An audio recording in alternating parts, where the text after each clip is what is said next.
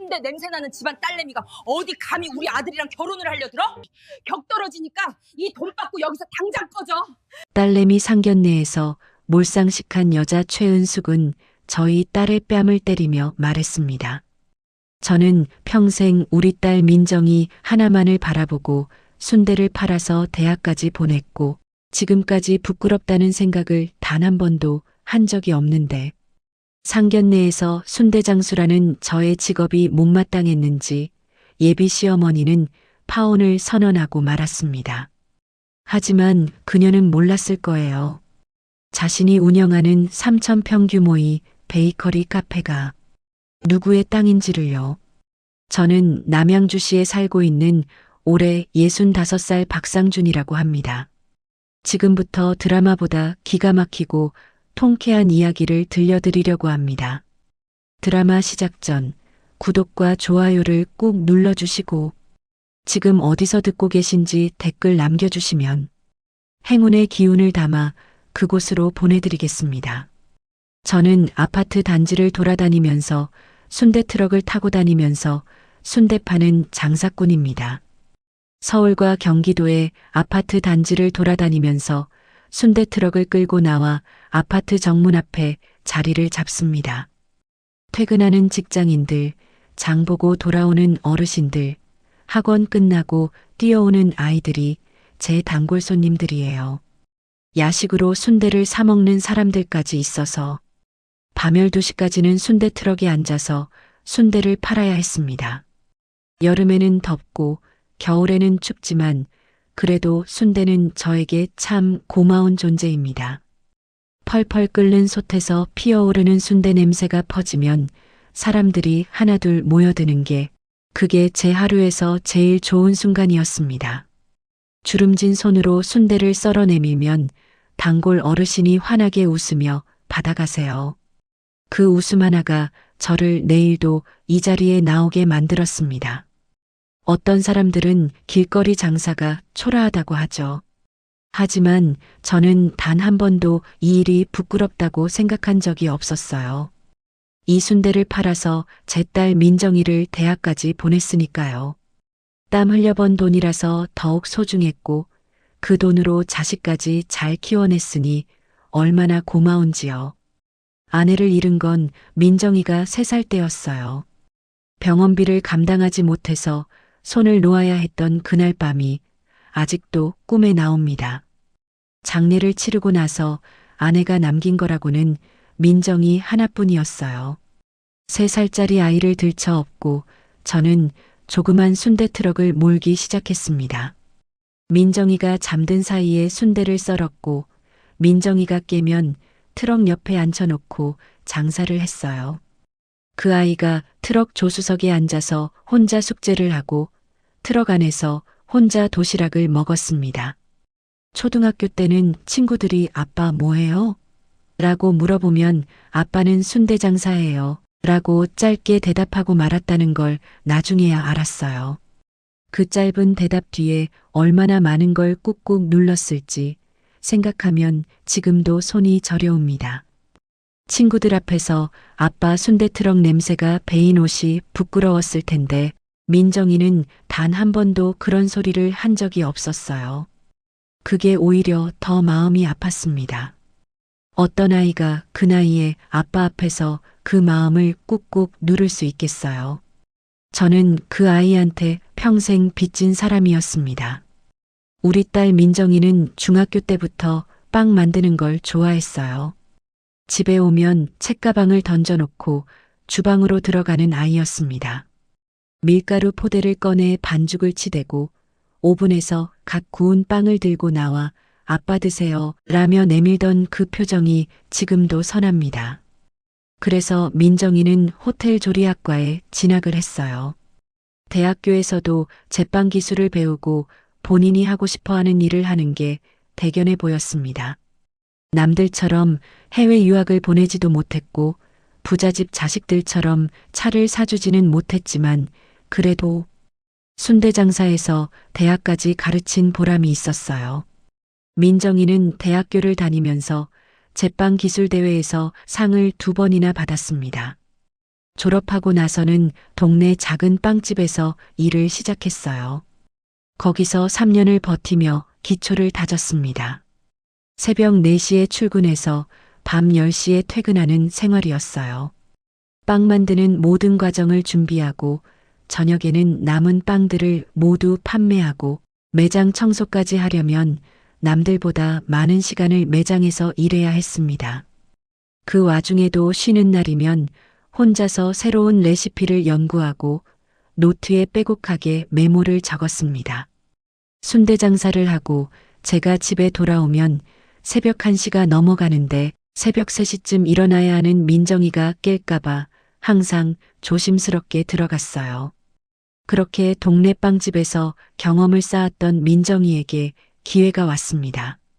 밀라노 파리라고 하는 대형 베이커리 카페에서 채용 공고가 났습니다. 북한강이 내려다 보이는 경치가 좋은 3,000평 규모의 대형 베이커리 카페였어요. 3층 규모라서 엄청나게 컸고 주차도 동시에 200대 이상 할 수 있는 엄청난 명소였어요. 남양주에서 모르는 사람이 없는 곳이었습니다. 민정이가 그 공고를 보고 지원하겠다고 했을 때 솔직히 걱정이 됐어요. 거기는 직원이 10명이 넘고 경쟁도 치열한 곳이라서 채용이 되더라도 힘들게 일하지 않을까 하는 생각이었습니다. 그곳은 마치 스타 셰프가 되기 위한 관문처럼 여겨져서 빵집을 꿈꾸는 파티새들이 일하고 싶어 하는 곳이었어요. 이탈리아와 프랑스에서 핵심 원료를 독점으로 공급받아서 빵이 엄청나게 맛있어서 손님들이 항상 미어 터지는 곳이었으니까요. 직원 채용 공고가 나자마자 지원자가 수백 명이 몰렸다고 했어요. 민정이는 실기 테스트를 준비하면서 일주일 동안 거의 잠을 자지 않았습니다. 테스트 당일 아침 민정이가 순대 트럭 앞에 서서 말했어요. 아빠, 나 합격할 것 같아. 그 눈빛이 얼마나 반짝이던지요. 저는 순대 한 봉지를 쥐어주며 말했습니다. 그래, 잘 다녀와. 혹시 떨어지면 실망하지 않을까 했던 제 걱정과는 달리 결과는 좋았습니다. 민정이는 결국 최종 시험에 붙었어요. 최종 합격자 3명 안에 들었다는 소식을 듣고 저는 트럭 안에서 혼자 눈물을 훔쳤습니다. 드디어 민정이가 원하는 곳에 취업을 했구나. 부푼 꿈을 안고 자신의 꿈을 이루어 나가길 기도했죠. 밀라노 파리라는 대형 빵집에서 민정이는 실력을 인정받는데 그리 오래 걸리지 않았어요. 손이 야무지고 레시피 개발 능력이 뛰어나다는 소문이 났습니다. 민정이가 개발한 시그니처 케이크가 예약되기가 2달씩 밀릴 정도였어요. 그 빵집 대표 최은숙이 민정이를 눈여겨본 건 그때부터였다고 합니다. 그렇게 민정이는 밀라노 파리라는 대형 빵집에서 자리를 잡아가고 있었고 그렇게 몇 년이 흘러 남자친구를 사귀게 되었답니다. 그 남자친구가 바로 밀라노 파리라고 하는 대형 빵집의 사장 최은숙의 아들이었던 김민수였어요. 밀라노 파리 총괄 매니저라는 직함을 달고 다니는 32살이었습니다. 열심히 일하고 성실한 우리 민정이를 보고 매니저였던 민수가 먼저 다가왔고 처음에는 민정이가 자기가 일하는 빵집 사장의 아들이라 조금 경계했었지만 민수가 여러 번 대시를 하는 바람에 결국 민정이도 마음을 열었습니다. 그 남자가 결혼을 하자고 했을 때 민정이 눈빛이 달라지는 걸 봤어요. 그 눈빛 하나에 저는 뭐라고 반대를 할 수가 없었습니다. 딸이 좋아하는 사람이 생기고 그렇게 웃는 얼굴을 오랜만에 봤거든요. 하지만 시간이 지나고 나서 드리는 말씀이지만 그때는 솔직히 말하면 그놈 눈빛이 영 마음에 걸렸어요. 엄마 치맛자락만 붙들고 다니는 그런 눈빛이었어요. 부잣집에서 자란 아이라서 예의가 없어 보이기도 했고요. 그래도 딸이 좋아하는 사람이니 지켜보기로 했습니다. 그렇게 민정이와 민수는 3년간 연애를 했고 드디어 기다리던 상견례의 날이 됐어요. 민정이가 전날 밤 제 방문 앞에서 조심스럽게 말했습니다. 아빠, 내일은 제일 깨끗한 옷으로 입고 와줘요. 그 말이 왜 그렇게 귓속에 오래 남았는지 모릅니다. 딸이 아빠한테 그런 부탁을 해야 한다는 게 가슴 한쪽이 서늘했어요. 상견례 당일 아침 가장 깨끗하게 다린 옷을 꺼내 입었습니다. 민정이가 웃으며 넥타이를 골라줬어요. 아빠, 진짜 멋있다라고 했습니다. 그 한마디에 서늘했던 것이 조금 녹아내렸어요. 저는 말끔하게 차려입고 순대 트럭을 몰고 상견례 장소로 갔어요. 호텔이나 외부에서 할 줄 알았는데 밀라노 파리라는 빵집은 주차 도입 대나 가능하고 전망이 좋은 VIP 전용 룸이 별도로 있어서 상견례나 기타 행사들도 가끔 했으니까요. 그래서 저는 사돈댁 최은숙의 밀라노 파리라고 하는 빵집으로 향했습니다. 빵집 주차장에 들어서는데 제 낡은 순대 트럭이 유독 눈에 띄었습니다. 보통 승용차들이 주로 많이 오고 트럭들은 빵 만드는 재료 공급하는 물류 트럭들이나 드나들었기 때문이지요. 주차장 양쪽에는 고급 승용차들이 줄지어 서 있었어요. 저는 주차를 하고 VIP룸 위치를 확인하고 그쪽을 향해서 걷고 있었어요. 최은숙이라는 여자는 처음 보는 순간부터 달랐어요. 63이라고 했는데 명품으로 온몸을 두른 채 소파 깊숙이 등을 기대고 앉아 있었습니다. 직원을 50여 명이나 넘게 부리고 매출도 상당했으니 남부럽지 않다고 생각했던 것 같았고 저희 딸 민정이를 마음에 들어하지 않는 것 같았어요. 민정이는 제가 장사를 하신다고만 얘기했지 트럭에서 순대 판다는 얘기는 안 했으니까요. 이제 거의 VIP룸으로 들어서는 순간이었어요. 그런데 그때 충격적인 상황을 목격했습니다. 제가 룸으로 들어오기 바로 전에 상황부터 설명드리면 제가 순대 트럭을 주차를 하는 모습을 최은숙이 확인한 것이었어요. VIP룸은 2층에 있었는데 승용차들 사이로 순대 트럭이 들어왔고 그것을 바라보던 최은숙이 민정이에게 물었습니다. 야, 너네 아버지 순대 트럭 몰고 온 사람이니? 민정이가 대답했어요. 네, 맞아요. 저희 아빠는 순대 장사하세요. 그 말을 하자마자 최은숙은 얼굴을 빨개지더니 갑자기 이성을 잃은 여자처럼 민정이의 뺨을 때렸습니다. 너네 아빠가 순대나 파는 장사꾼이었어? 순대 냄새나는 집안 딸내미가 어디 감히 우리 아들이랑 결혼을 하려고 들어? 제정신이니? 격떨어지니까 이 돈 받고 여기서 당장 꺼져.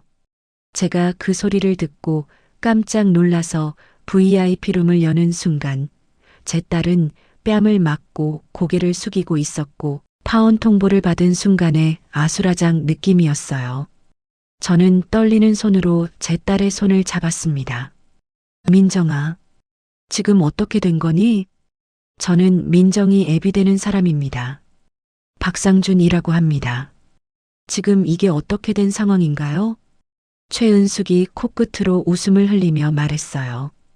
민정이 아버지, 순대 파신다고 들었는데 순대 장사를 하신다고요? 그때 민정이가 제 팔을 살짝 잡았습니다. 그 손에 힘이 들어가 있었어요. 네, 저는 순대 트럭을 몰고 순대 장사를 합니다. 그 말을 들은 최은숙의 눈썹이 올라갔어요. 순대라고요?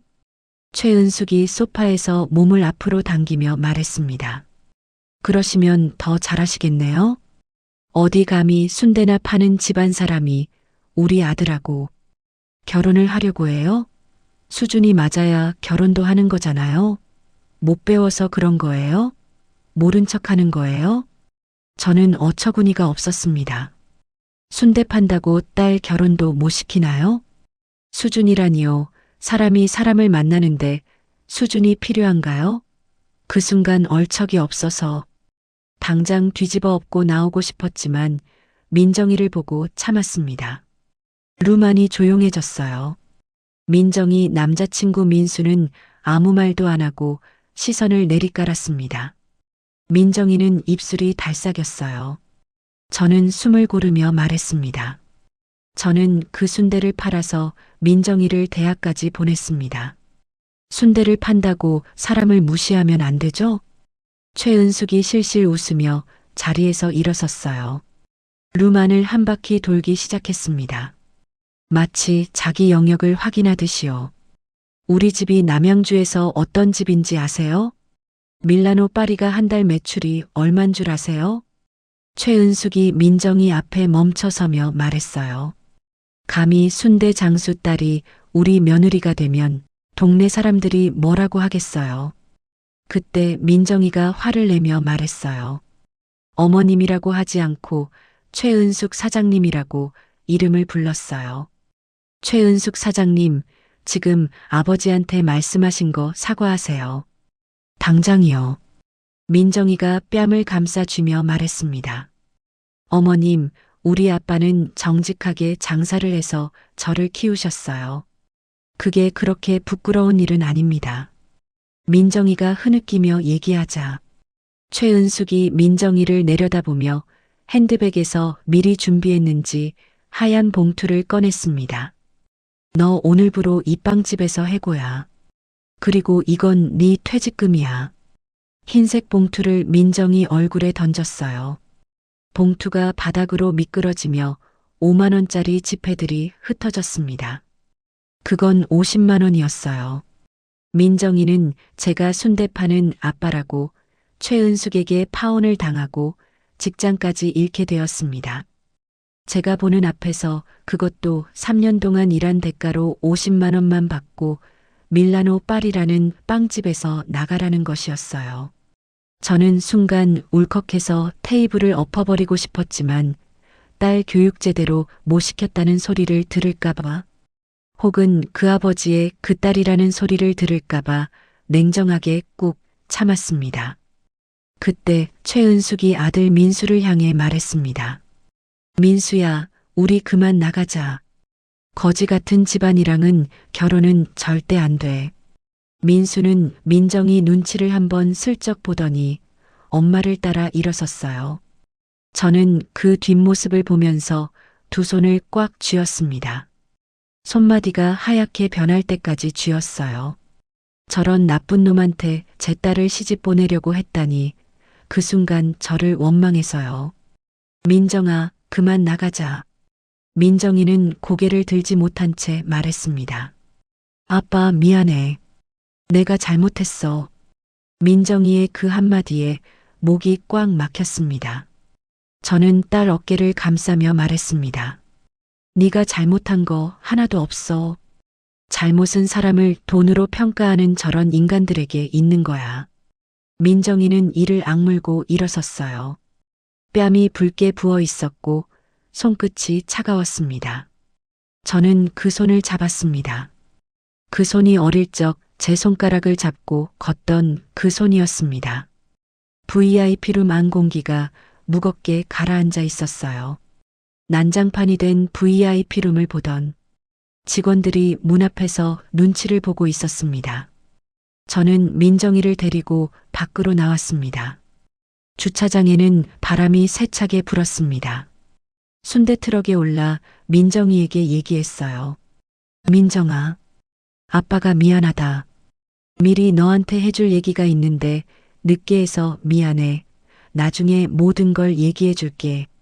아빠가 타이밍을 놓친 것 같구나. 민정이는 아무 말도 하지 않았어요. 대신 창밖을 바라봤습니다. 눈물이 고이는 게 보였지만 울지는 않았습니다. 그 아이는 늘 그랬습니다. 울어야 할 순간에도 참고 또 참았습니다. 그게 더 제 마음이 아팠습니다. 그동안 저는 딸에게 많은 걸 숨겼어요. 돈이 있어도 없는 사람처럼 살았고 이름이 있어도 없는 사람처럼 살았습니다. 돈이 있다는 걸 알면 세상 사람들이 가만히 놔두질 않았으니까요. 하지만 오늘 알았습니다. 세상에는 없는 가난하거나 직업이 별 볼 일 없으면 사람을 이렇게 짓밟아 버리는 사람이 있다는 것을요. 민정이가 말했습니다. 아빠, 그냥 나 다른 데 가서 다시 시작하면 돼. 빵집이 밀라노 파리만 있는 건 아니야. 난 괜찮아. 저는 고개를 저었습니다. 아니다. 네가 다시 시작하는 건 좋은데 오늘 일은 그냥 넘어갈 수 없어. 사람을 사람으로 안 보는 집안이 잘 되는 꼴은 나는 못 봐. 두고 봐. 오늘 당한 일 100배 1000배로 되갚아 줄게. 민정이는 무슨 소리인지 아직 몰랐지만 제 눈빛을 보면 뭐든지 할 수 있을 거라는 것을 알았을 거예요. 집으로 돌아오는 길에 민정이가 말했습니다. 아빠, 나 민수 오빠한테 연락해 볼게요. 오빠가 엄마를 말릴 수 있을 것 같아요. 저는 아무 말도 하지 않았어요. 그 남자가 VIP룸에서 취한 행동을 봤거든요. 엄마가 딸의 뺨을 후려치는 순간 눈을 내리깔고 있던 그 남자였습니다. 말리려다 엄마 눈치를 보고 결국 입을 닫아버린 그 남자였어요. 그게 그 남자의 전부였습니다. 하지만 민정이가 아직 그것을 받아들일 준비가 안 되어 있다는 걸 알았어요. 그래, 해봐. 짧게 말했습니다. 며칠이 지났어요. 민정이는 그동안 방에서 거의 나오지 않았습니다. 밥도 제대로 먹지 않았어요. 저는 트럭을 몰면서 그 시간을 버텼습니다. 장사를 마치고 돌아올 때마다 민정이 방문 앞에 순대 한 봉지를 놓아뒀어요. 다음 날 아침이면 그 봉지가 그대로였습니다. 손도 대지 않은 채로요. 무언가를 해주고 싶었지만 할 수 있는 게 없었어요. 부모가 자식한테 해줄 수 있는 것과 해줄 수 없는 것이 있다는 걸 그때처럼 선명하게 느낀 적이 없었습니다. 그러던 어느 날 저녁이었어요. 민정이 방에서 목소리가 들렸습니다. 처음엔 조용했어요. 그러다가 점점 떨리는 소리가 됐습니다. 저는 거실 소파에 앉아서 그 소리를 들었어요. 민수 오빠 상견례 날 일이 너무 상처가 됐어. 아빠한테 그러면 안 되는 거잖아. 잠깐의 침묵이 흘렀습니다. 그리고 민정이의 목소리가 낮아졌어요. 뭐라고? 민정이가 말했습니다. 또 침묵이 흘렀어요. 그리고 전화가 끊겼습니다. 민정이 방문이 열렸어요. 민정이가 거실로 나왔습니다. 눈이 퉁퉁 부어 있었어요. 소파 끝에 앉으며 말했습니다. 아빠, 민수 오빠가 그러는데. 말을 멈췄어요. 저는 기다렸습니다. 아빠가 순대 장수인 거 왜 미리 말 안 했냐고. 창피해서 얼굴을 들 수가 없다고. 그리고 우리 헤어지자고 했어. 민정이의 목소리가 무너졌습니다. 손에 쥔 핸드폰이 바닥으로 떨어졌어요. 저는 그 핸드폰을 집어들었습니다. 화면이 꺼져 있었어요. 그 화면을 내려다보며 손을 꽉 쥐었습니다. 창피해서 얼굴을 들 수가 없다고요. 어떤 남자가 사랑한다는 여자의 아빠한테 그런 말을 할 수 있을까요? 저는 그 말이 오래 머릿속을 맴돌았습니다. 딸의 상처가 컸지만 제가 해줄 수 있는 게 없었습니다. 시간이 필요했어요. 며칠 뒤 아침이었습니다. 민정이가 방에서 나와 주방에 섰어요. 앞치마를 꺼내 두르더니 밀가루를 꺼냈습니다. 반죽을 시작했어요. 아무 말도 없이 치대고 또 치댔습니다. 저는 소파에 앉아서 그 뒷모습을 봤어요. 어깨에 힘이 들어가 있었습니다. 한참 뒤에 민정이가 말했어요.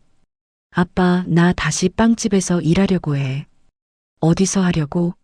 제가 물었습니다. 민정이가 뒤를 돌아보지 않은 채 말했어요. 아빠, 일단 채용 공고 있으면 어디가 됐던 우선 면접 보러 다녀볼게요. 팔당 쪽에 몽마르트 언덕이라는 작은 빵집이 있는데 거기도 가볼 거야. 이력서 먼저 보내고 오려고. 저는 고개를 끄덕였어요. 그래, 잘 됐다. 민정이가 다시 반죽을 치댔습니다. 그 뒷모습이 아내를 닮아 있었어요. 저는 눈을 다른 데로 돌렸습니다. 그런데 면접을 보러 다닌다는 소식만 들릴 뿐 연락이 왔다는 말이 없었어요. 민정이가 저녁에 돌아오는 표정이 점점 어두워졌습니다. 하루는 남양주 쪽 제과점이었어요. 민정이가 이력서를 들고 들어갔는데 사장이 자리를 피하며 말했습니다. 지금 사람 안 뽑아요. 그런데 입구에 채용 공고가 여전히 붙어 있었어요. 민정이가 그 공고를 바라보다가 발길을 돌렸습니다. 어깨가 처져 있었어요. 다음에 찾아간 남양주 화도읍 쪽 빵집에서는 면접까지 봤는데 연락드릴게요 라고 하더니 그 뒤로 감감무소식이었습니다. 민정이가 그날 저녁 식탁에 앉아서 아무 말도 하지 않았어요. 밥을 몇 숟가락 뜨다가 수저를 내려놓았습니다. 저는 그 모습을 보면서 물었어요.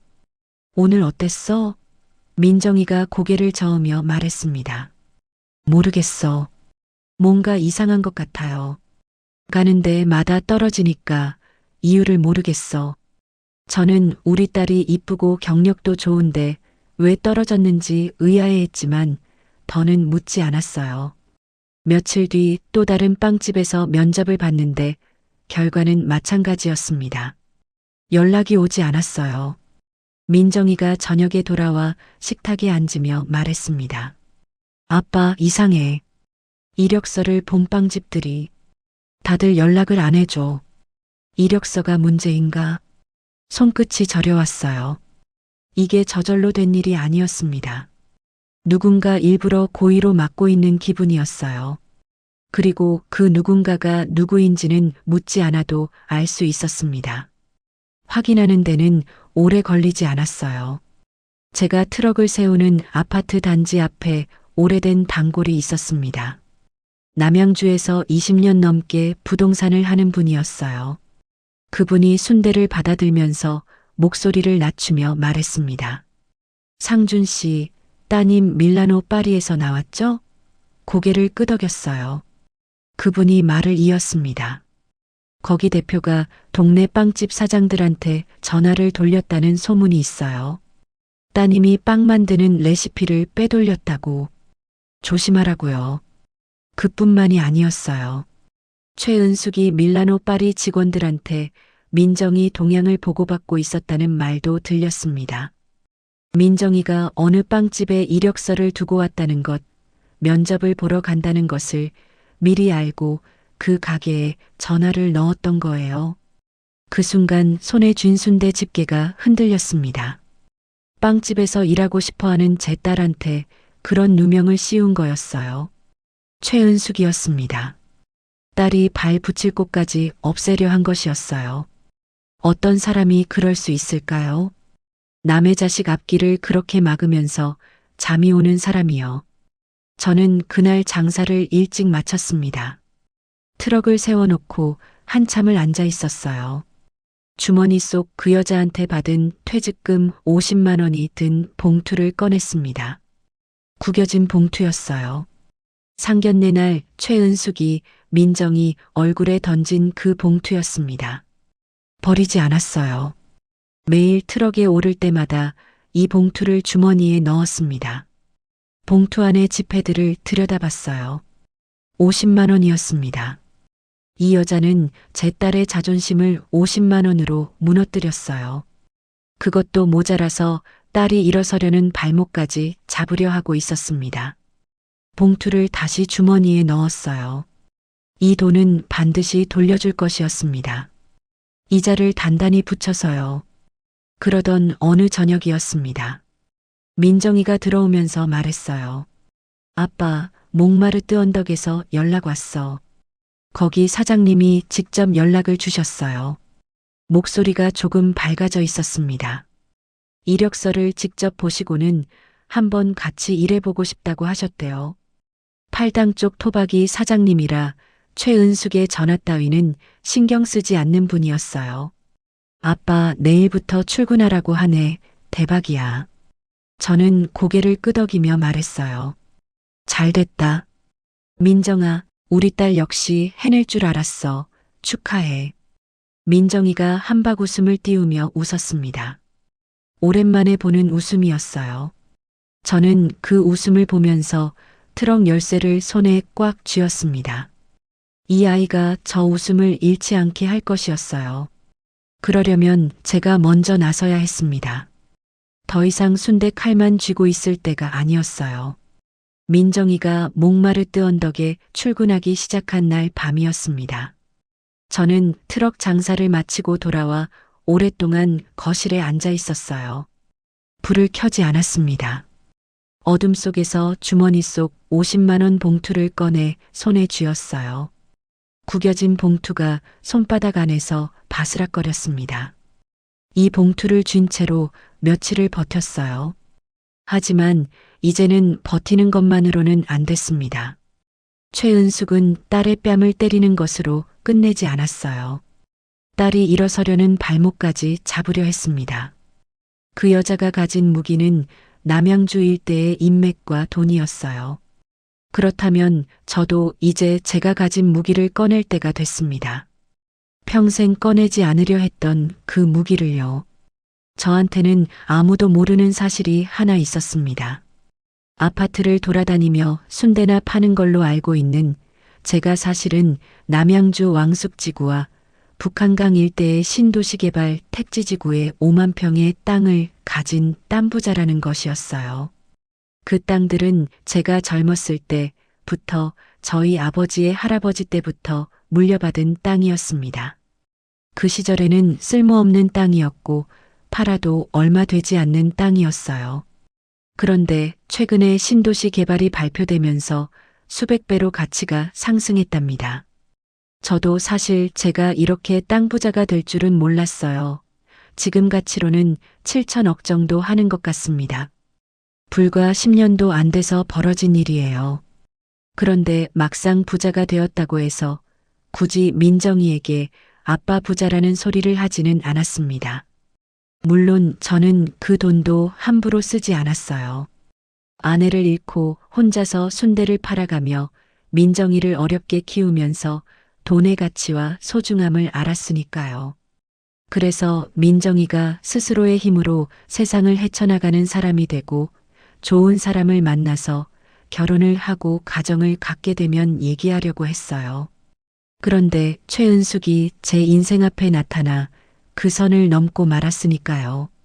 최은숙은 딸의 뺨을 때린 것도 모자라 딸의 앞길까지 막으려 했어요. 저는 이제 제가 가진 모든 것을 동원해서라도 복수를 해야 했습니다. 딸이 받은 상처를 그대로 놔둘 수는 없었어요. 제가 소유한 땅들이 많다고 해서 임차인 하나하나를 제가 직접 챙기지는 않았어요. 그 땅과 저의 숨겨진 재산들을 관리해주는 놈이 하나 있었습니다. 그는 바로 김태준이었습니다. 태준이는 오래전부터 제가 후원해온 아들 같은 놈이었습니다. 제가 순대 트럭을 몰던 시절 정기적으로 고아원에 작은 후원을 했고 돈을 후원하는 것보다는 직접 아이들 얼굴을 보고 싶어서 고아원에 갔을 때 눈에 띄던 녀석이었어요. 태준이는 눈빛이 참 영리했어요. 어른들에 대한 예의도 바르고요. 그래서 저는 그 아이를 대학까지 공부를 시켜주고 싶었습니다. 결국 그 아이가 자라서 지금은 회계사가 됐어요. 회계사 자격증을 따고 나서 지금은 제 자산을 관리하는 법인 대표였습니다. 세상에서 제 정체를 아는 사람은 그 아이 하나뿐이었어요. 돈이 많은 땅 부자가 왜 아직까지 순대를 팔고 다니냐고 하시는 분들이 있을 텐데요. 사실 지금까지 제가 순대 트럭을 몰고 다니는 이유는 제가 평생을 바쳐서 민정이를 키우게 해준 저의 효자 같은 존재인 순대 장사를 이제는 프랜차이즈화 시켜서 사업으로 확장을 하려고 다양한 아파트 현장에서 사람들에게 맛을 보여주고 테스트하기 위해서였어요. 그래서 최근까지 순대 트럭을 몰고 순대 체인 사업 준비를 하고 있었거든요. 물론 태준이가 이 사업도 마케팅까지 준비하고 있었고요. 저는 저의 오른팔 역할을 해주는 든든한 존재이자 아들같이 여기고 있는 태준이에게 전화를 걸었습니다. 신호가 2번 가더니 연결됐어요. 태준아, 제가 말했습니다. 태준이가 말했어요.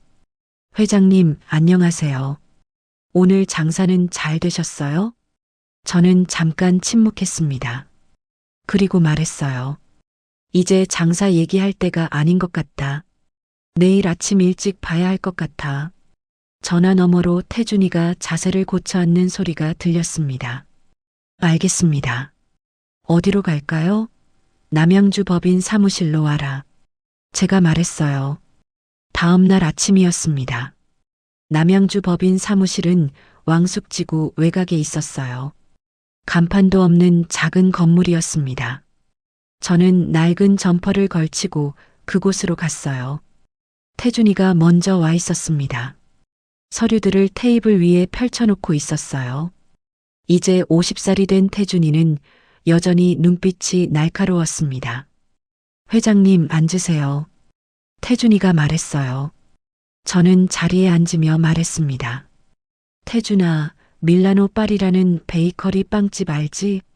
태준이가 고개를 끄덕였어요. 북한강 쪽 대형 베이커리 카페죠. 회장님 소유의 땅에서 장사하고 있는 곳이죠. 규모가 워낙에 커서 매달 5천만 원씩 저희 법인 계좌로 월세를 꼬박꼬박 내고 있어요. 장사가 잘 돼서 돈을 많이 버는 것 같더라고요. 월세는 한 번도 밀리지 않고 잘 내고 있습니다. 저는 주머니에서 50만 원 봉투를 꺼내 테이블 위에 올려놓았습니다. 태준이가 그 봉투를 바라봤어요. 그게 뭔지 물어보지 않았습니다. 기다렸어요. 저는 말했습니다.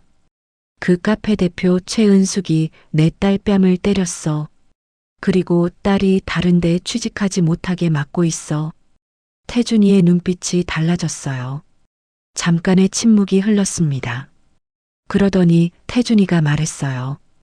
그 여자가 회장님이 땅 주인인 거 모르나요? 저는 고개를 끄덕였습니다. 그 여자는 몰라. 내가 누군지. 태준이가 테이블 위 봉투를 바라보다가 말했어요. 회장님, 그러면 어디서부터 시작할까요? 저는 잠깐 생각했습니다. 그리고 말했어요. 그 여자가 가진 뿌리부터 흔들어야 해. 가지 하나 자르는 게 아니라 그 여자가 누리고 있는 모든 것을 무너뜨려야 해. 태준이가 수첩에 무언가를 적으며 말했습니다. 그러려면 3가지가 필요합니다. 첫째는 밀라노 파리의 세무 기록이에요. 탈세 정황이 있는지 확인해야 합니다. 둘째는 식자재 유통 경로예요. 거기서 쓰는 핵심 원재료가 유럽에서 수입되는 걸로 알고 있거든요. 셋째는 고용 기록이에요. 불법 고용 정황이 있다는 소문이 있습니다. 저는 고개를 끄덕였어요. 얼마나 걸려? 태준이가 말했습니다. 국내 조사는 2주면 됩니다. 해외 공급사를 알아보려면 유럽 쪽은 제가 직접 가야 해서 준비가 좀 필요해요. 저는 자리에서 일어서며 말했어요. 태준아, 2가지만 기억해라. 민정이는 절대로 다치면 안 된다. 그리고 내가 움직이기 전까지 내 이름이 나오면 절대 안 돼. 태준이가 고개를 숙이며 말했습니다. 알겠습니다, 회장님. 사무실을 나서며 하늘을 봤어요. 구름 한 점 없이 맑았습니다. 저는 주차장에 서 있는 낡은 순대 트럭을 바라봤어요. 저는 이 트럭으로 30년 동안 먹고 살았습니다. 이 트럭으로 민정이를 키웠어요. 참 고마운 놈이죠. 7천억이라는 땅 부자였지만 돈 1,000만 원 정도 하는 작은 트럭 하나가 저에게는 참 소중한 자동차였어요. 그렇게 태준이와 반격을 준비하고 있었고 2주가 지났어요. 태준이가 국내 조사 결과를 들고 사무실로 왔습니다. 서류 묶음이 두툼했어요. 태준이가 한 장씩 넘기며 말했습니다. 회장님, 역시 밀라노 파리는 매출이 어마어마해서 탈세 정황이 곳곳에서 나왔어요. 현금 매출을 빠뜨리는 방식이었는데 수년째 반복된 패턴입니다.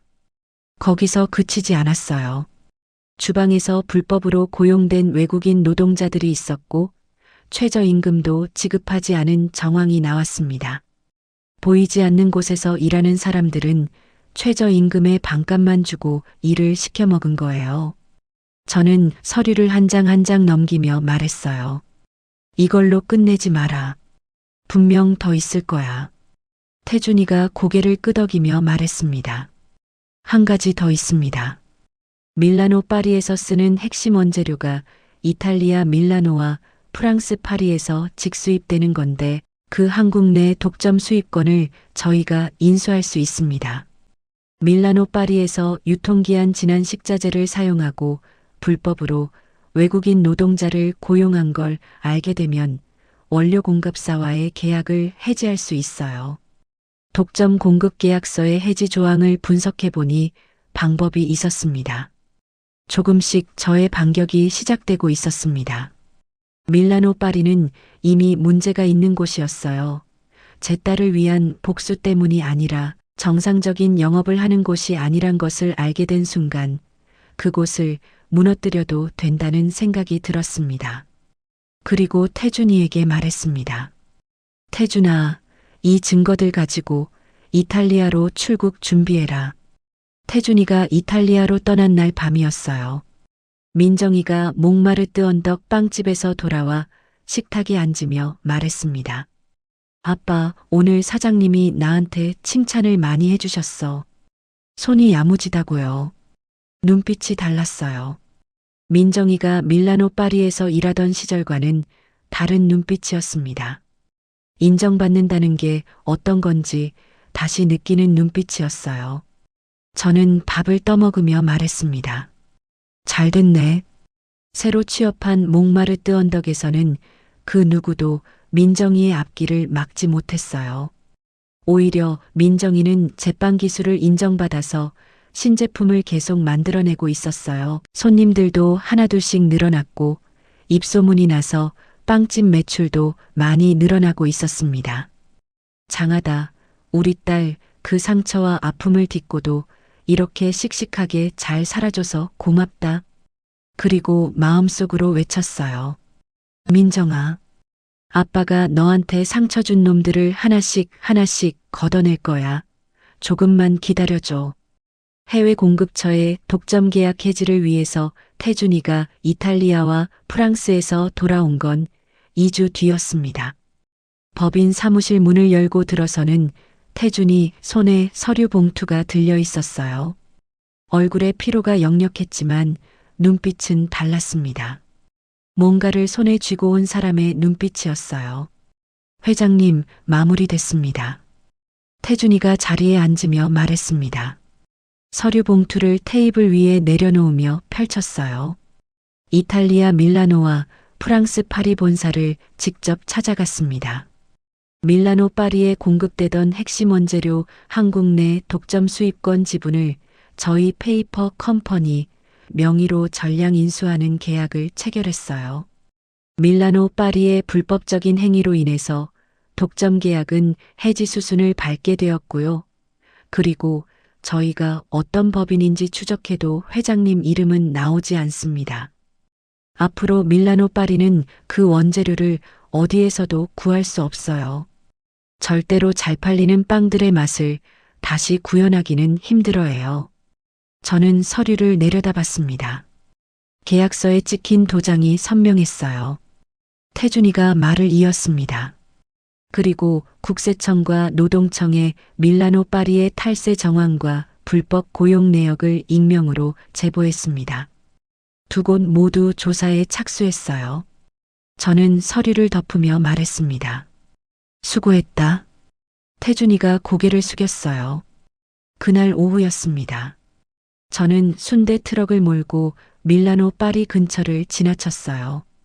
일부러 그쪽 방향으로 돌았습니다. 북한강이 내려다 보이는 그 화려한 건물 앞에 트럭을 잠깐 세웠어요. 유리 통창 너머로 안이 보였습니다. 손님들이 테이블마다 앉아 케이크를 먹고 커피를 마시고 있었어요. 아무것도 모르는 표정들이었습니다. 저도 아무것도 모르는 표정으로 트럭을 출발시켰어요. 아직은 때가 아니었습니다. 씨앗을 심었으니 자랄 때를 기다려야 했어요. 며칠이 지나지 않아 소식이 들려왔습니다. 태준이가 보고했어요. 밀라노 파리 핵심 원재료 공급이 이번 달부터 중단됐습니다. 불법적인 행위로 독점 계약이 해지되었고 새로운 업체와 계약이 체결되었다는 소식을 최은숙이 들었어요.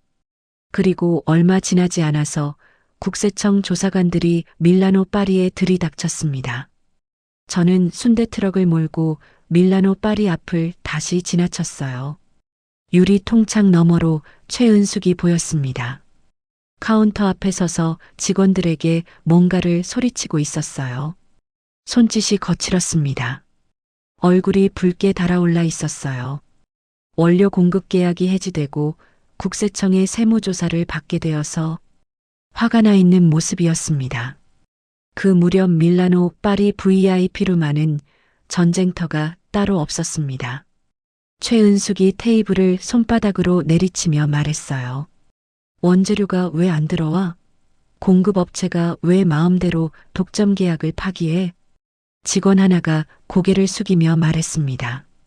대표님, 누군가 저희 불법 고용 문제와 식자재 문제를 걸고 넘어져서 계약 위반으로 독점 계약 해지가 되었고 공급처가 한국 내에 다른 법인으로 넘어갔다고 합니다.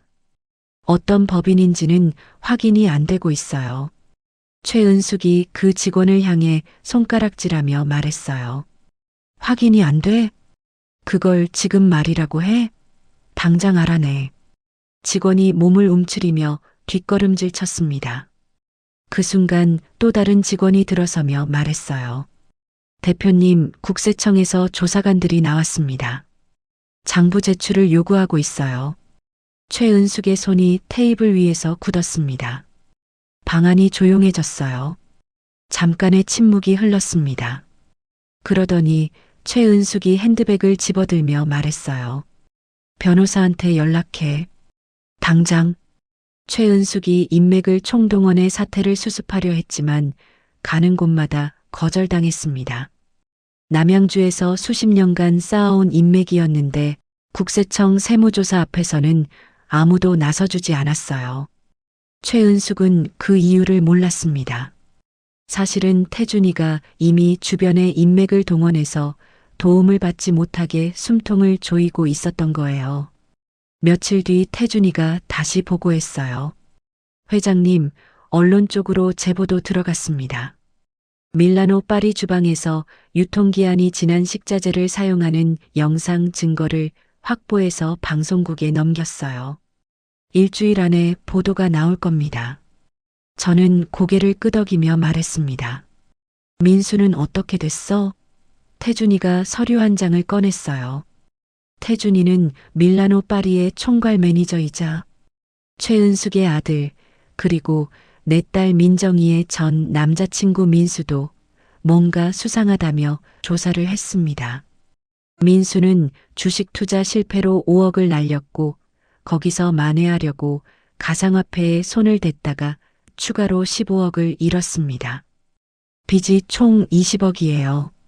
김민수 씨는 그 엄청난 돈을 갚을 길이 없으니까 엄마 최은숙 몰래 인감도장을 빌려서 밀라노 파리 사업장 말고 최은숙이 가진 30억짜리 아파트까지 담보로 대출을 받은 상태입니다.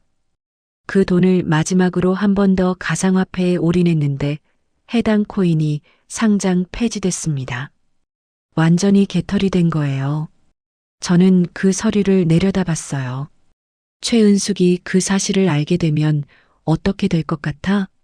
태준이가 잠깐 생각하다가 말했습니다. 아마 완전히 무너질 겁니다. 아들이 자기 집을 담보로 돈을 대출받아서 아파트가 경매에 넘어가게 된다면 충격이 크겠죠? 그날 저녁이었습니다. 민정이가 몽마르트 언덕에서 돌아와 식탁에 앉으며 말했어요. 아빠, 오늘 사장님이 시그니처 메뉴 하나 만들어 보라고 하셨어. 벌써 몇 주째 성실하게 일하는 걸 보시고 믿어주시는 거래요. 눈빛이 반짝였습니다. 저는 밥을 떠먹으며 말했어요. 어떤 빵을 만들 거야? 민정이가 수첩을 꺼내며 말했습니다. 아직 생각 중이에요. 북한강 근처니까 거기서 나는 재료를 쓰고 싶어요. 뭔가 이 동네 사람들 입맛에 맞는 걸로요. 저는 고개를 끄덕였어요.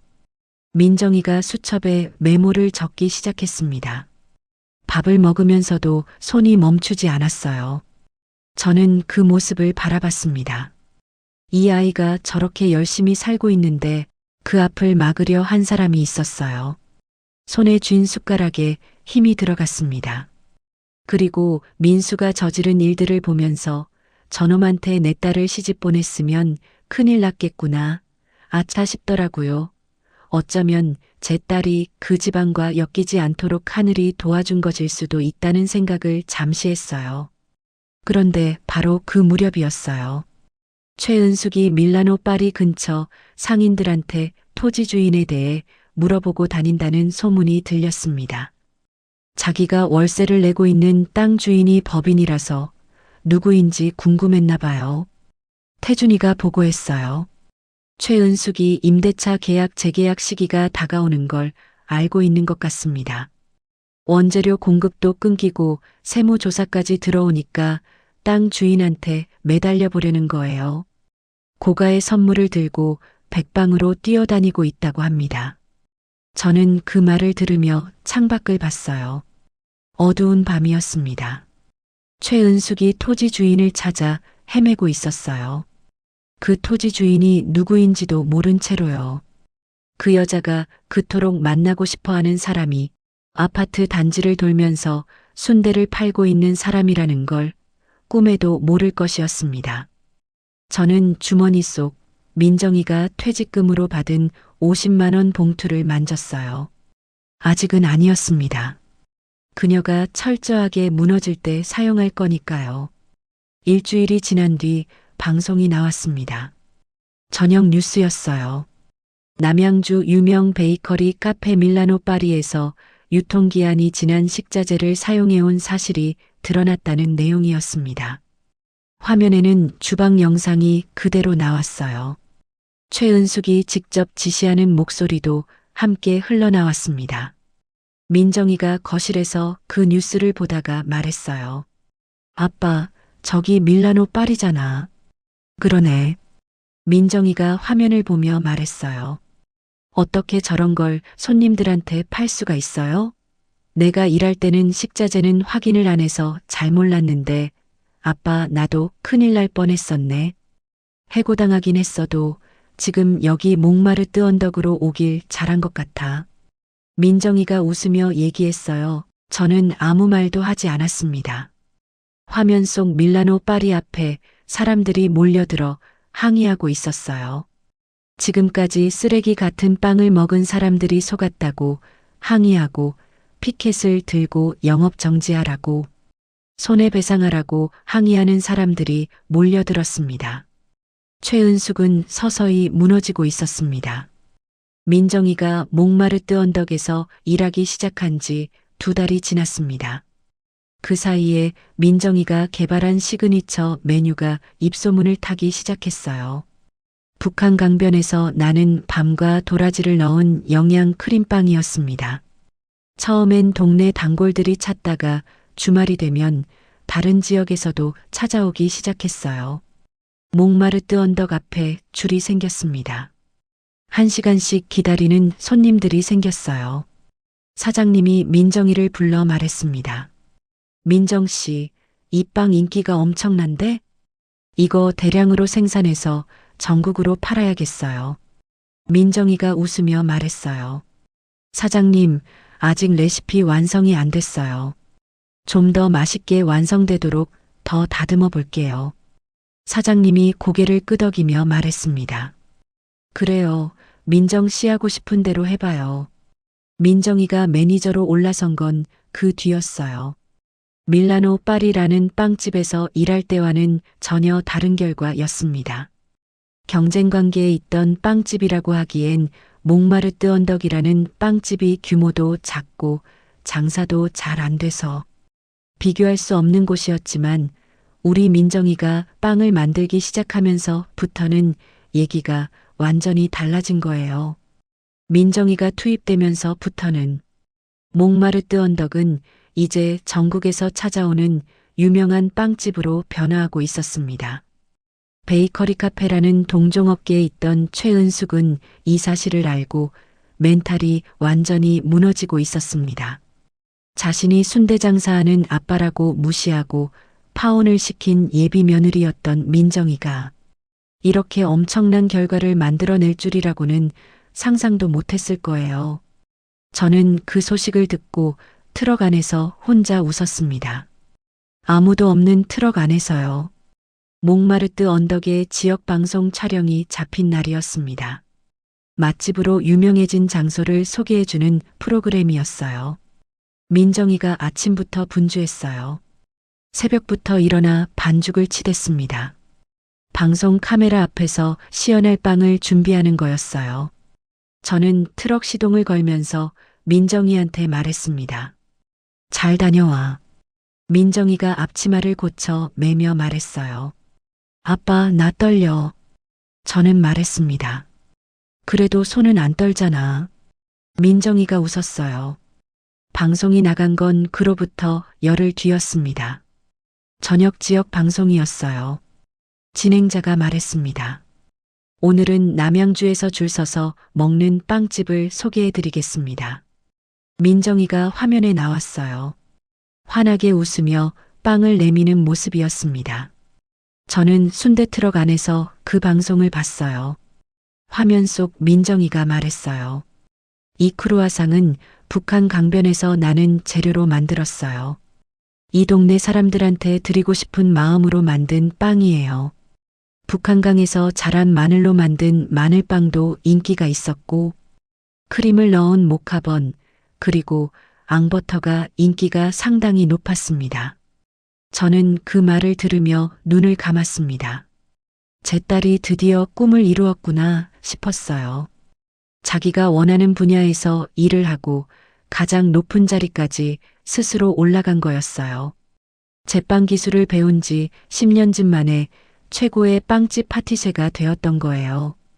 저는 마음속으로 감격했습니다. 순대 팔아 키운 딸이 드디어 인정을 받기 시작했으니까요. 방송이 나간 뒤 몽마르트 언덕 앞에 고객 대기줄이 2배로 늘었습니다. 주말에는 3시간씩 기다리다가 빵을 사가는 손님들이 생겼어요. 포털 사이트에 몽마르트 언덕 후기가 쏟아졌습니다. 민정이 빵이 맛있다는 글들이었어요. 민정이가 저녁에 돌아와 식탁에 앉으며 말했습니다. 아빠, 오늘 서울 강서구 쪽에서도 손님이 왔어. 거리가 멀어도 몽마르트 언덕 빵집이 소문이 나서 이제 완전한 맛집이 된 것 같아. 지방에서도 손님들이 빵을 사가려고 찾아왔어요. 2시간 운전해서 왔대요. 저는 국물을 저으며 말했어요. 그래서 어땠어? 민정이가 말했습니다. 맛있다고 하셨어요. 또 오겠다고요. 저는 고개를 끄덕였어요.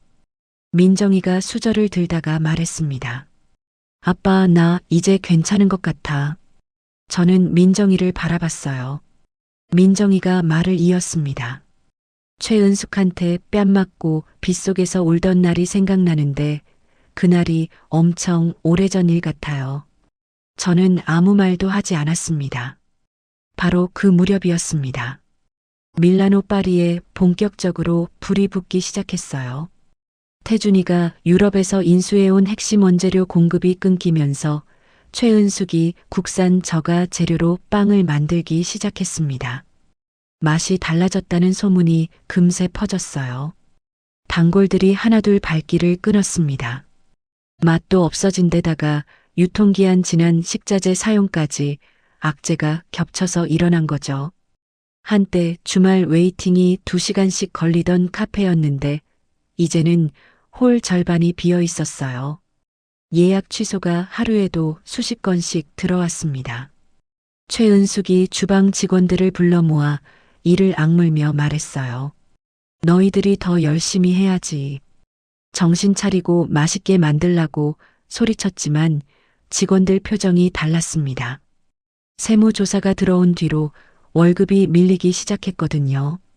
일주일 뒤 주방 직원 2명이 사직서를 냈어요. 최은숙이 책상을 치며 소리쳤습니다. 지금 너희들 이게 무슨 짓이야? 직원이 고개를 숙이며 말했어요. 죄송합니다. 더 이상은 못하겠습니다. 그 뒤로 며칠 사이에 직원 3명이 더 나갔습니다.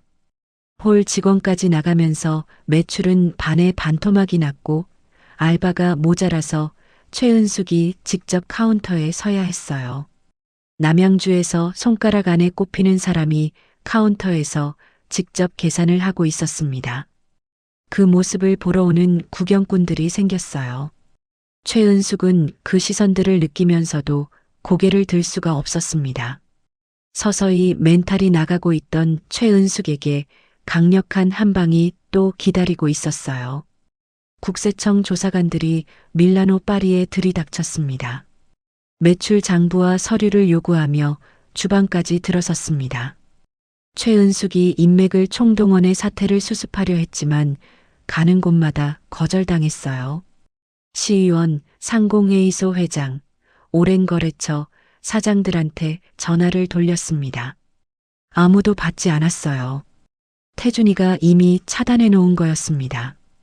최은숙이 오랜 거래처에 직접 찾아갔어요. 거래처 사장이 직원을 시켜 말을 전했습니다. 지금 자리 비웠습니다. 다음에 연락드릴게요. 그 다음은 오지 않았어요. 최은숙이 빈손으로 카페로 돌아왔습니다. 불도 켜지 않은 채 의자에 앉아 있었어요. 손님도 없고 직원도 없고 전화 받는 사람도 없었습니다.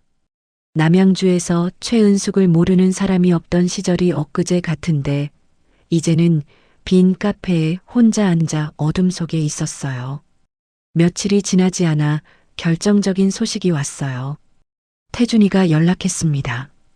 회장님, 최은숙 아들 김민수가 잠적했어요. 사채업자들이 집 앞까지 찾아오자 해외로 도피한 것 같습니다. 최은숙은 아직 모르고 있어요. 그날 저녁 최은숙한테 무슨 일이 벌어졌는지는 나중에 태준이한테 들었어요. 최은숙에게 은행에서 전화가 왔습니다. 김민수 씨 명의 담보대출건으로 연락드립니다. 상환이 연체되고 있어서요. 최은숙이 무슨 소리냐며 버럭 소리를 질렀지만 은행 직원은 차갑게 말했습니다. 최은숙이 자신이 대출받은 것도 아닌데 어떻게 된 건지 민수한테 전화를 걸었어요. 아들 김민수는 받지 않았습니다. 10번을 더 걸었어요. 끝내 받지 않았습니다. 민수는 엄마한테 혼날까봐 겁을 먹고 이미 도피한 것이었어요. 최은숙이 민수 방으로 달려갔어요. 방이 비어 있었습니다. 옷장이 절반쯤 비어 있었어요. 여권도 없었습니다. 최은숙은 그 자리에 주저앉았어요. 아들이 현금을 모두 챙겨 도망간 거였습니다. 빚을 남겨두고 엄마를 남겨두고 해외로 도피한 거였어요. 밖에서는 세무조사가 진행 중이고 원재료 공급도 끊겼고 방송에는 불명예스러운 이름이 오르내리고 있었습니다. 거기다 아들까지 재산을 훔쳐서 사라진 거였어요. 아파트까지 경매로 넘어가면 남는 것은 빵집 지분밖에 없는데 재계약이 안 되면 한 푼도 안 남고 개털이 될 수도 있는 아찔한 상황이었던 거죠. 최은숙이 쥐고 있던 것들이 순식간에 무너지기 시작했습니다. 그래도 저는 알고 있었어요. 진짜 끝은 아직 오지 않았다는 것을요. 최은숙이 그토록 만나고 싶어하는 땅 주인이 누구인지 알게 되는 그 순간이 진짜 시작이었으니까요. 최은숙이 완전히 무너지기 시작한 건 노동청 조사 결과가 나오면서부터였습니다. 불법 체류 외국인 고용과 최저임금 미지급이 확정됐어요. 과태료와 벌금 고지서가 날아왔습니다. 며칠 뒤 국세청에서도 탈세 추징금 고지서가 왔어요. 최은숙이 변호사에게 전화를 걸었습니다. 어떻게든 막아봐요. 변호사가 말했어요. 대표님, 증거가 너무 명확합니다. 제가 할 수 있는 게 없어요. 최은숙이 전화를 끊고 지인들한테 전화를 돌리기 시작했습니다. 시의원, 상공회의소 회장, 오랜 거래처 사장들이었어요. 남양주에서 수십 년간 쌓아온 인맥이었습니다. 하지만 전화를 받는 사람이 없었어요. 최은숙이 망연자실한 표정으로 카페로 돌아왔어요. 50여 명이 넘던 직원들도 절반 이상 떠나가고 겨우겨우 영업을 이어가고 있었지만 재료 살 돈도 떨어져 가고 있었습니다. 최은숙은 불도 켜지 않은 채 의자에 앉아 있었습니다. 손님도 없고 직원도 없고 전화 받는 사람도 없었어요. 남양주에서 성공한 빵집 사장으로 최은숙을 모르는 사람이 없던 시절이 엊그제 같은데 이제는 빈 카페에 혼자 앉아 어둠 속에 있었습니다. 국세청 추징금과 노동청 과태료를 내지 않으면 강제 집행이 가능하다는 통보가 왔어요. 최은숙 명의 통장이 압류됐습니다. 카드도 막혔어요. 최은숙이 남은 재산을 처분하기 시작했습니다. 명품 핸드백부터 내놨어요. 수십 년 동안 모은 것들이었습니다. 중고 명품 가게 사장이 가방을 훑어보며 말했어요. 요즘 이 브랜드 잘 안 나가요.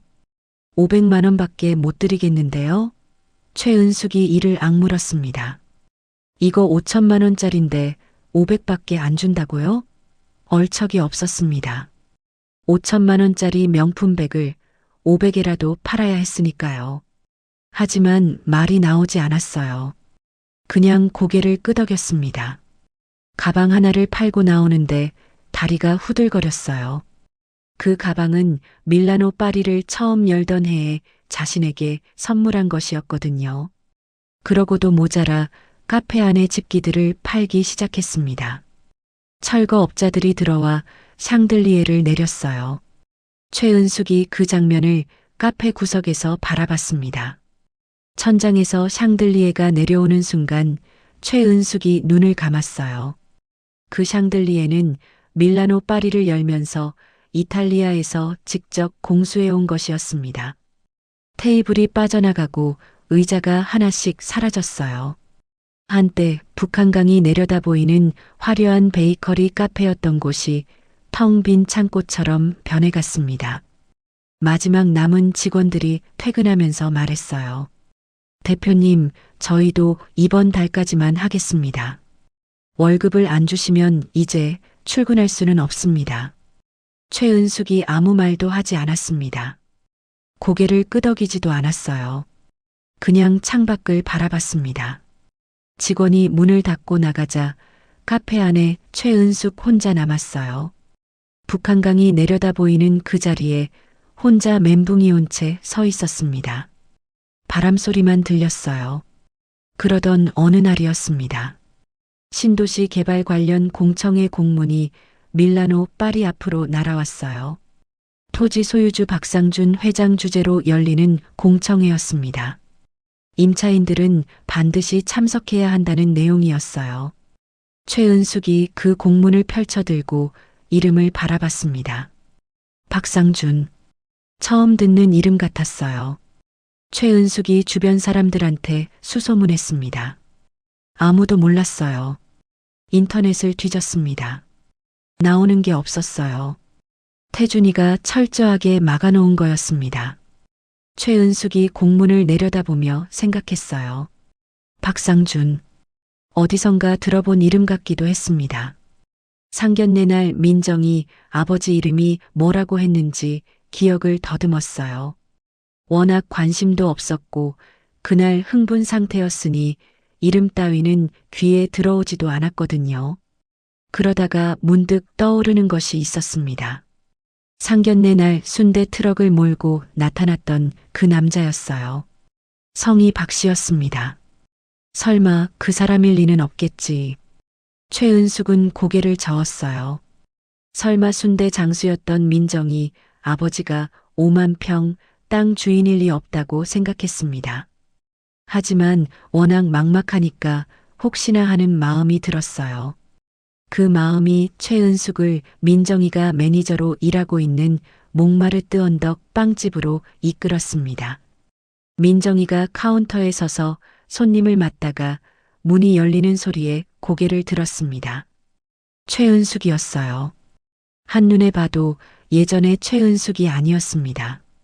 명품 가방 대신 낡은 가방을 들고 있었어요. 화장도 옅었습니다. 베이커리 카페 안에는 손님이 가득 차 있었어요. 최은숙이 손님들로 꽉 찬 몽마르트 언덕을 보며 당황한 했습니다. 자신의 빵집은 망해가는데 민정이가 매니로 있는 이곳은 지금 대박이 나서 손님들로 꽉 차 있었으니까요. 은숙은 당황한 표정으로 카운터 앞으로 다가서며 말했습니다. 야, 박민정. 목소리가 낮았어요. 민정이가 최은숙을 바라봤습니다. 눈빛이 흔들리지 않았어요. 최은숙이 말을 이었습니다. 너 혹시 박상준이라는 사람 알아? 카페 안이 조용해졌어요. 손님들이 숨을 죽이고 지켜봤습니다. 민정이가 잠깐 최은숙을 바라봤어요. 그러다가 말했습니다. 모르는데요? 최은숙의 눈빛이 좁아졌어요. 거짓말하지 마. 남양주 땅 주인이잖아. 혹시 내 아버지 아니야?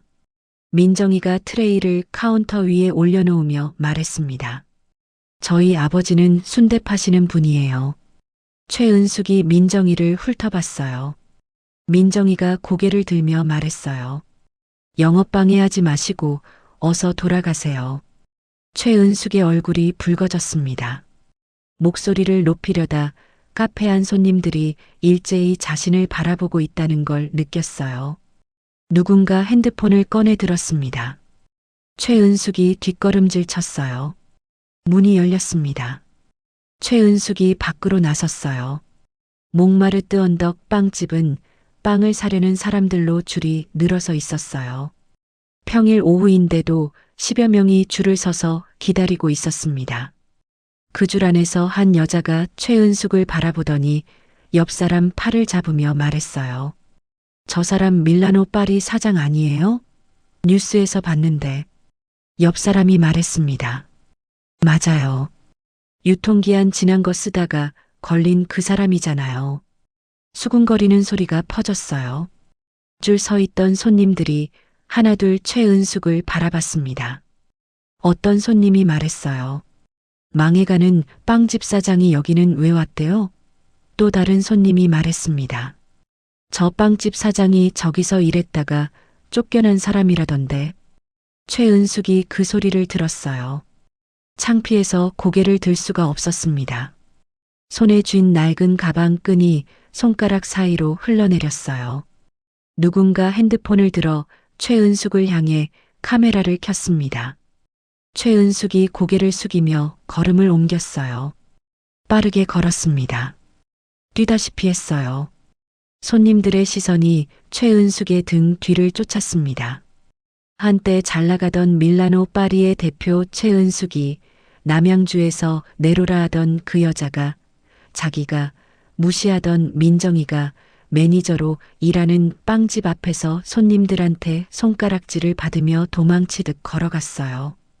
그 모습을 민정이가 카페 유리창 너머로 바라봤습니다. 민정이는 아무 말도 하지 않았어요.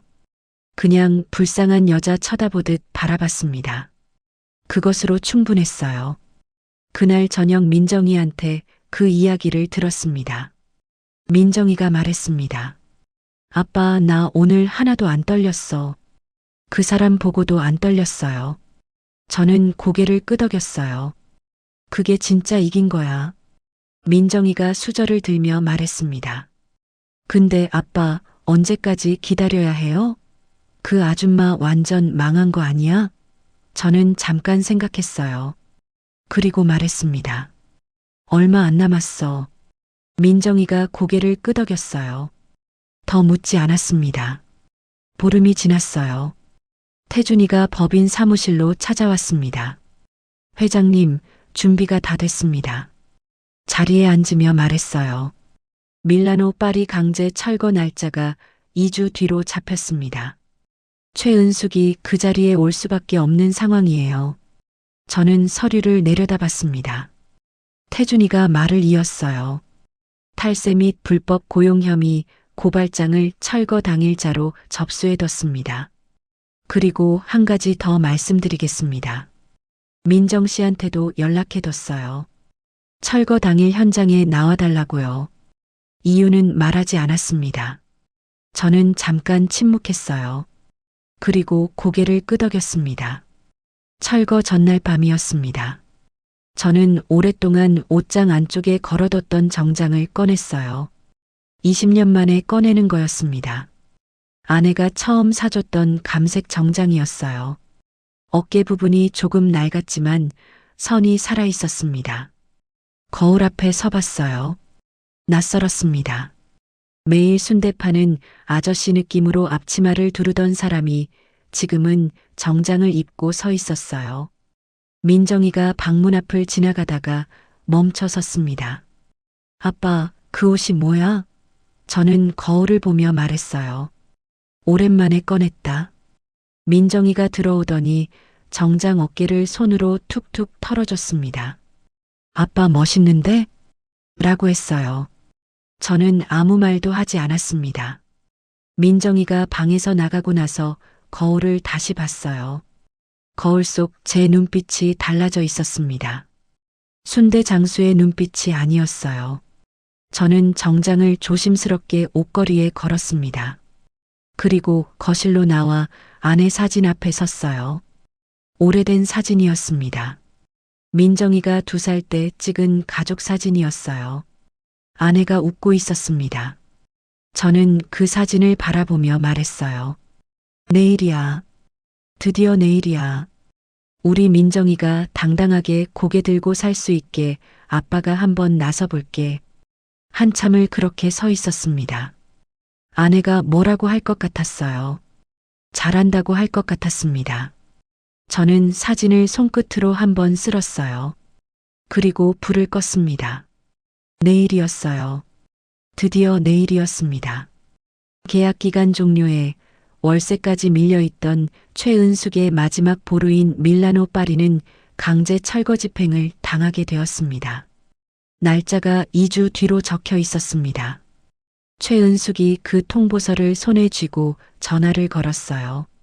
연결이 되지 않았습니다. 법인 주소로 직접 찾아갔어요. 문이 잠겨 있었습니다. 그녀는 변호사에게 달려갔어요. 변호사가 서류를 들여다보며 말했습니다. 계약서상 강제 철거를 막을 수가 없어요. 최은숙이 변호사 사무실을 나오며 이를 악물었어요. 철거만 안 당하면 조금만 버티면 다시 시작할 수 있었습니다. 건물주를 찾아서 조금만 기다려달라고 하면 되는 것이었어요. 밀라노 파리가 강제 철거가 되면 최은숙은 정말 끝이었어요. 철거 당일 아침이었습니다. 최은숙이 밀라노 파리 앞에 나타났어요. 이른 아침인데도 이미 철거업자들이 중장비를 들이밀고 있었습니다. 포클레인이 주차장 끝에 서 있었어요. 최은숙이 철거 현장 소장 앞을 막아섰습니다. 잠깐만요. 강제 철거 중단해 주세요.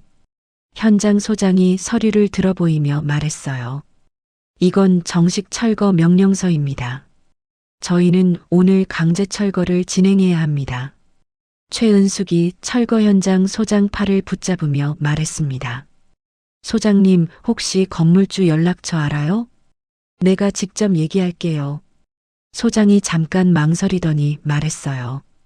오늘 현장에 나오신다고 들었어요. 최은숙의 눈이 커졌습니다. 회장이 직접 온다고요? 최은숙이 주차장 입구를 바라봤어요. 그때였습니다. 검은색 고급 승용차 한 대가 주차장으로 들어섰어요. 최은숙이 그 차를 바라봤습니다. 드디어 그토록 찾아 헤매던 건물 주인이 나타난 거였어요. 최은숙이 건물주한테 부탁하기 위해서 준비해온 고가의 선물 꾸러미를 고쳐주었습니다. 얼굴에 억지 미소를 지었어요. 차 문이 열렸습니다. 발이 먼저 나왔어요. 감색 정장 바지였습니다. 그리고 그 사람이 차에서 내렸어요. 차에서 내린 사람을 보는 최은숙의 얼굴이 하얗게 굳었습니다. 경악하는 모습이었어요. 낯이 익었어요. 너무 낯이 익었습니다. 어디서 봤는지 0.1초 만에 기억이 났어요. 바로 아들 민수와 민정이 상견례 날이었습니다. 낡은 순대 트럭을 몰고 주차장으로 들어오던 바로 그 남자였어요. 딸의 뺨을 맞는 모습을 보고도 이를 악물고 참던 그 남자였습니다. 거지 집안이라고 소리치는 자신 앞에서 두 손을 꽉 쥐고 서 있던 그 남자였어요. 퇴직금이라고 민정이를 해고하고 50만 원 봉투를 들고 딸 손을 잡아 밖으로 나가던 그 남자였습니다. 최은숙의 손에서 선물 꾸러미가 미끄러졌어요. 바닥으로 떨어졌습니다. 소리가 났는데 들리지 않았어요. 태준이가 그 남자 옆에서 보자 하며 걸어오고 있었습니다. 저는 천천히 걸어갔어요. 최은숙 쪽으로 눈길을 주지 않았습니다. 철거 현장 소장에게 고개를 끄덕이며 말했어요. 예정대로 진행하세요. 소장이 허리를 숙이며 말했습니다. 알겠습니다, 회장님. 회장님? 최은숙의 귀에 그 두 글자가 꽂혔어요. 온몸이 굳어버렸습니다. 저는 서류를 받아들며 돌아섰어요. 그 순간 최은숙과 눈이 마주쳤습니다. 저는 말했어요. 오랜만입니다, 최 대표님. 최은숙의 입이 떡하고 벌어지며 말문이 막혀서 아무 소리가 나오지 않았습니다. 최은숙이 겨우 말을 꺼냈어요. 그러니까 당신이 건물주라고? 저는 말했습니다. 네. 제가 이 땅 주인입니다. 최은숙의 눈이 풀렸어요. 초점이 흔들렸습니다. 이 남자가 이 순대 파는 장사꾼이 자신이 10년 동안 매달 수천만 원씩 임대료를 바쳐온 땅의 주인이었어요. 자신이 순대 냄새 난다고 코를 찌푸렸던 그 남자한테 허리를 굽히며 돈을 바쳐온 거였습니다. 자신이 거지 집안이라고 소리쳤던 그 남자의 땅 위에서 10년을 장사해온 거였어요. 최은숙의 다리가 흔들렸습니다. 손에 아무것도 없었어요. 선물 꾸러미는 이미 바닥에 떨어져 있었습니다. 뒤에서 포클레인 굉음이 울렸어요. 밀라노 파리 외벽이 흔들리기 시작했습니다. 잠깐만요. 최은숙이 앞으로 나섰어요. 목소리가 떨렸습니다. 저는 서류를 보며 기다렸어요. 최은숙이 말했습니다. 회장님, 제발 강제 철거만은 막아주세요. 제가 잘못했어요. 몇 달만 기회를 주시면 다시 살릴 수 있습니다. 밀린 월세 2배로 드릴게요. 그리고 그날 상견례 날 제가 너무 심했어요. 저는 아무 말도 하지 않았어요. 최은숙이 한 발 더 다가서며 말했습니다. 회장님, 제발 뭐든지 할게요. 임대료 2배로 낼게요. 3배도 낼게요. 제발이요. 애원하는 최은숙에게 말했어요. 최은숙 씨, 이건 돈 문제가 아닙니다. 최은숙의 눈에 눈물이 고였어요. 목소리가 더 떨렸습니다. 그럼 어떻게 하면 돼요? 말씀만 해주세요. 뭐든지 할게요. 저는 최은숙을 바라보며 말했어요. 혹시 무릎이라도 꿇으실 건가요? 최은숙이 멈췄습니다. 저는 말을 이었어요. 무릎은 저한테 꿇는 게 아닙니다. 최은숙이 당황한 듯 고개를 들었어요. 저한테 잘못하신 게 아니잖아요. 무릎은 제 딸한테 꿇으셔야죠. 그 순간이었어요. 주차장 입구로 목마르 뜨언덕 직원의 앞치마를 두른 민정이가 뛰어들어오고 있었습니다. 태준이가 아침 일찍 연락해둔 거였어요. 오늘 현장에 꼭 와야 한다고요. 민정이가 숨을 몰아쉬며 저를 바라봤습니다. 아빠. 저는 민정이 손을 잡았어요. 주머니에서 50만 원 봉투를 꺼내 민정이 손에 쥐어줬습니다. 민정이가 그 봉투를 내려다봤어요. 눈빛이 달라졌습니다. 그리고 최은숙을 바라봤어요. 최은숙이 민정이를 봤습니다. 잠깐 눈이 마주쳤어요. 최은숙이 당황했습니다. 그러더니 결국 천천히 민정이 앞에 무릎을 꿇었어요.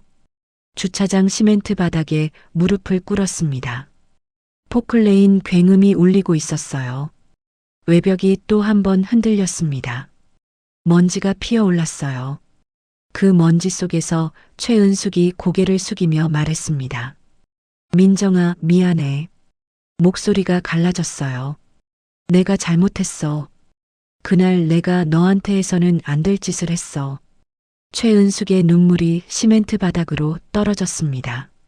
한때 남양주에서 가장 잘 나가던, 가장 많은 매출을 올리고 유명했던 밀라노 파리 대표가 지금 시멘트 바닥에 무릎을 꿇고 있었어요. 철거업자들이 놀라서 장비를 멈추고 그 모습을 바라봤습니다. 아무도 말을 하지 않았어요. 포클레인 굉음만 울렸습니다. 밀라노 파리 간판이 흔들렸어요. 10년 동안 남양주를 호령하던 그 간판이 흔들리고 있었습니다. 민정이가 최은숙을 내려다봤어요. 턱이 미세하게 떨렸습니다. 눈이 빨개졌어요. 하지만 입술을 꽉 다물었습니다. 두 손을 앞치마 위에 가지런히 올려놓은 채 꼼짝도 하지 않았어요. 숨을 한 번 크게 들이켰습니다. 그리고 내쉬었어요. 그 손은 떨리지 않았습니다. 민정이가 말했어요. 일어나세요. 최은숙이 고개를 들었습니다. 눈물 범벅이었어요. 민정이가 말을 이었습니다. 최은숙 씨, 저는 이미 잘 살고 있어요. 사과는 필요 없어요. 그리고 손에 쥔 봉투를 최은숙 앞에 내밀었어요. 그날 주신 퇴직금 50만 원 돌려드릴게요. 저한테는 필요 없는 돈이에요. 최은숙이 그 봉투를 바라봤습니다. 손을 뻗으려다 멈췄어요. 민정이가 봉투를 시멘트 바닥에 내려놓았습니다. 또각 소리가 났어요. 그리고 돌아섰습니다. 최은숙이 그 뒷모습을 바라봤어요. 봉투가 시멘트 바닥 위에 놓여 있었습니다. 최은숙은 손이 떨려서 그것을 줍지 않았어요. 너무나 치욕적이라서 줍지 못한 거였습니다. 아들은 집을 담보 잡아서 빚더미만 남겨두고 해외로 도망가고 자신의 매장은 강제 철거 당하고 그녀는 완전히 무너져서 갈 곳이 없었습니다. 그때 주차장 입구로 취재진 차량이 들어섰습니다. 밀라노 파리 강제 철거 현장 소식을 듣고 몰려온 거였어요. 카메라가 돌아가기 시작했습니다. 기자가 마이크를 들이밀었어요. 카메라가 최은숙을 향했습니다. 시멘트 바닥에 무릎을 꿇은 채로 카메라 앞에 있었어요. 최은숙이 고개를 숙였습니다. 카메라를 피하려고요. 하지만 기자들은 집요하게 계속 최은숙을 따라갔어요. 한때 너무나 유명했던 빵집의 대표였기 때문에 기사거리로 충분했거든요. 저는 기자들을 보며 악마 같단 생각을 하긴 했습니다. 한 사람이 무너진 상황에 이렇게 벌떼처럼 모여들다니. 결국 무너진 최은숙의 모습이 카메라에 그대로 담겼습니다. 남양주에서 최고의 빵집 대표로 유명했던 대표가 자신이 10년 동안 일군 건물이 포크레인 앞에서 무너지는 소리를 들으며 시멘트 바닥에 무릎을 꿇고 고개를 숙이고 있었어요. 포클레인이 다시 움직였습니다. 밀라노 파리 외벽이 무너졌어요. 쾅 하는 소리와 함께 먼지가 피어올랐습니다. 그 먼지 속에 최은숙이 있었어요. 저는 민정이 손을 잡고 그 자리를 벗어났습니다. 뒤를 돌아보지 않았어요. 북한강 바람이 불어왔습니다. 민정이가 말했어요. 아빠, 나 아까 하나도 안 떨렸어. 저는 고개를 끄덕이며 말했습니다. 알아. 민정이가 말을 이었어요. 근데 통쾌하지는 않았어. 불쌍하다는 생각은 조금 들었고, 저는 민정이를 바라봤습니다. 그게 맞는 거야. 나쁜 사람이 무너지는 걸 보면 통쾌해야 할 것 같은데, 막상 보면 그냥 허탈하거든. 그게 정상이야. 자신이 행동한 걸 그대로 돌려받은 거니까. 민정이가 고개를 끄덕이다가 말했습니다. 아빠, 나 이제 진짜 아무렇지 않아. 그냥 저 사람을 기억에서 지우고 싶어. 그래, 이제 진짜 끝난 거야, 민정아. 민정이가 북한강을 바라봤습니다. 저도 바라봤어요. 뒤에서 포클레인 소리가 들렸습니다. 밀라노 파리가 완전하게 무너지는 소리였어요. 저는 그 소리를 들으며 속으로 말했습니다. 여보, 우리 민정이 이제 괜찮아. 북한강 위로 바람이 불어왔어요. 오늘 하루가 그렇게 끝났습니다. 그날 저녁 지역 뉴스에 나왔습니다. 남양주에서 매출 1위였던 베이커리 빵집 밀라노 파리의 강제 철거 현장에서 대표가 민정이 앞에서 무릎 꿇는 장면이 그대로 방송을 탔어요. 탈세에 불법 고용의 유통기한 위반까지 최은숙이 선택한 삶의 결말이었습니다. 집은 아들 김민수가 불법 대출로 이미 경매로 넘어간 상태였어요. 민수는 해외에 있었습니다. 연락이 되지 않았어요. 태준이가 최은숙의 지금 상황을 보고했어요. 회장님, 최은숙이 잠잘 곳이 없어서 결국 노숙자 쉼터로 들어갔습니다. 저는 창밖을 바라봤어요. 안타깝구만. 사람이 이렇게 한 번에 무너질 수 있다니. 밀라노 파리가 있던 자리가 완전히 평평해졌어요. 저는 그 빈자리에 혼자 섰습니다. 바람이 불었어요. 흙먼지가 날렸습니다. 태준이가 도면을 들고 왔습니다. 이 자리에 새롭게 들어서게 되는 건 제 평생을 함께해온 순대 전문점이었어요. 순대국도 팔고 순대도 팔고 각종 순대 요리를 전문으로 하는 주차장 200대 공간에 3,000여 평 규모로 새롭게 오픈하는 순대천국 1호점이었어요. 저는 도면을 들여다보며 말했습니다. 그날 저녁 식탁에 순대천국 도면을 펼쳐놓고 기다렸어요. 민정이가 들어오다가 멈췄습니다. 아빠, 이게 뭐야? 저는 말했어요. 밀라노 파리 자리인데 이곳에 순대 프랜차이즈 전문점을 오픈할 거야. 민정이의 손이 도면 위에서 멈췄습니다. 저는 민정이에게 부탁했어요. 민정아, 네가 순대천국의 총괄 본부장을 맡아줄 수 있겠니? 민정이가 저를 바라봤습니다. 한참 말이 없었어요. 그러다가 말했습니다. 아빠, 저는 그냥 몽마르트에서 일할게요. 저는 빵 만드는 게 너무 좋아요. 역시 내 딸은 자신이 하고 싶은 걸 하는 아이였어요.